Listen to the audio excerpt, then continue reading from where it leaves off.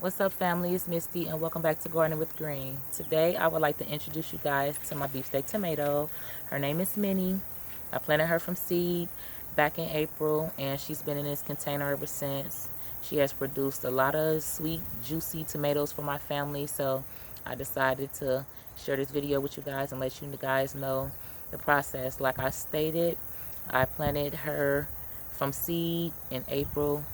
We've been through a lot together. The weather here was crazy in zone 6 in Ohio, and my tomato plant struggled a lot. A lot of my plants struggled, but we pulled through.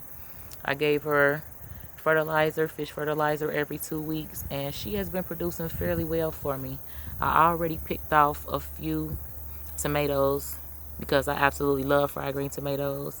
My mother gave me the best recipe for fried green tomatoes, so at this point, I don't even let them get red no more. As soon as I see that green, I take them off and I fry these bad boys up. So if you love tomatoes, beefsteak tomatoes are a very good tomato to grow. They really grow pretty large. Like, I've seen gardeners with tomato plants that's like 6-8 feet tall. As you can see, Minnie, she's about 1 foot, 2 foot, 2 feet at the most. 1 foot, 2 feet at the most. And like I said, she's still producing fruit, and I'm really, happy with the production and happy with the growth from my little tomato plant.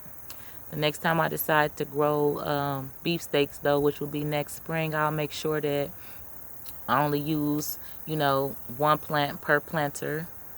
And I'll make sure I'll give it enough dirt so, the roots can grow and the plant can grow pretty tall. And, I think the plant size and adding more dirt, making sure, like I said, the plant is by itself, I think that would be instrumental in the growth process and, the stunted growth that I had this year.